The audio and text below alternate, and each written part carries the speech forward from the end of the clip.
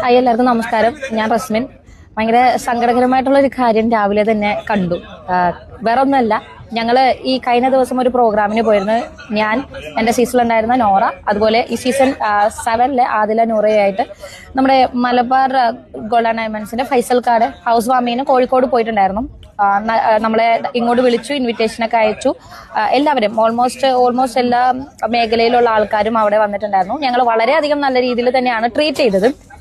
നമ്മളെ കൊണ്ട് നടന്ന ഓരോ സ്ഥലങ്ങളിൽ നമുക്ക് ത്രൂ ഔട്ട് നമ്മുടെ കൂടെ ഒരാൾ ഫുള്ള് കാണിച്ചു തരാനും എക്സ്പ്ലോർ ചെയ്യാനൊക്കെ ഒരാൾ കൂടെ ഉണ്ടായിരുന്നു. അതിലൊക്കെ ഒരുപാട് സന്തോഷം. പക്ഷേ ഇന്ന് രാവിലെ കണ്ടൊരു ഒരു FB പോസ്റ്റ് കണ്ടിരുന്നു. അതും ഇന്ന് ഞങ്ങൾ പോയ അവിടുത്തെ ഫൈസൽക്കാട് FB പോസ്റ്റ് ആയിരുന്നു.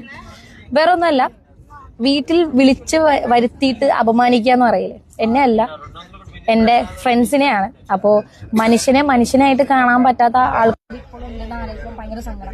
ഒരിക്കലും ഫൈസൽക്കാരുടെ അടുത്ത് നിന്ന് ഞാൻ ഇത് എക്സ്പെക്ട് ചെയ്തില്ല. എനിക്ക് ഒരുപാട് ബഹുമാനവും അതുപോലെ ഒരുപാട് സ്നേഹമുള്ള ഒരു വ്യക്തി തന്നെയായിരുന്നു ഫൈസൽക്ക. പക്ഷേ ഫൈസൽക്കാരുടെ ഭാഗത്ത് നിന്ന് ഇങ്ങനൊരു കാര്യം വന്നതിൽ ഒരുപാട് സങ്കടമുണ്ട്. ഈ ഒരു പോസ്റ്റ് കണ്ടതോടുകൂടി എല്ലാം പോയി. ഫൈസൽക്ക എനിക്ക് മനസ്സിലാവുന്നില്ല, അവര് ആദില നൂറ എന്ന് പറയുന്ന പെൺകുട്ടി ഒരുപാട് കഷ്ടപ്പെട്ട് ഒരുപാട് സ്ട്രഗിൾ ചെയ്തിട്ടാണ് അവർ ഈ ഒരു പൊസിഷൻ വരെ എത്തിയത്. നിങ്ങളാണ് അവരെ ഇൻവൈറ്റ് ചെയ്തത്.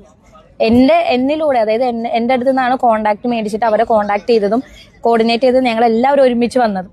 എന്നിട്ട് എന്തുകൊണ്ടാണ് ഫൈസൽക്ക രാവിലെ ഇങ്ങനെ ഒരു പോസ്റ്റ്, അതായത് സമൂഹത്തിൽ അക്സെപ്റ്റ് ചെയ്യുന്നില്ല, അല്ലെങ്കിൽ വീട്ടുകാരെ അത്രയും ബുദ്ധിമുട്ടിച്ചു, പിന്നെ അവരെന്താ ചെയ്യണ്ടേ? വീട്ടുകാരെ അവർ അക്സെപ്റ്റ് ചെയ്യുന്നില്ല എന്ന് പറഞ്ഞാൽ അവർ പോയി ചാവണോ, മരിക്കണോ?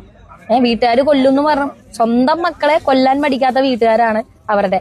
അപ്പൊ അങ്ങനെയുള്ള വീട്ടിൽ നിന്നും ഓടി രക്ഷപ്പെടുക അല്ലാതെ അവിടെ തന്നെ അടിമകളെ പോലെ അവർ പറയുന്നതും അനുസരിച്ച് താല്പര്യമില്ലാത്ത കല്യാണം കഴിച്ച് രണ്ടുപേരുടെയും ജീവിതം തൊലച്ച് നടക്കണോ?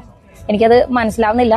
ഈ ഒരു ഇഷ്യൂ കണ്ടപ്പോ ഭയങ്കര സങ്കടമുണ്ട്. ഫൈസൽക്കാരുടെ അടുത്ത് നിന്നും ഇത് ഒട്ടും എക്സ്പെക്ട് ചെയ്തിട്ടില്ല.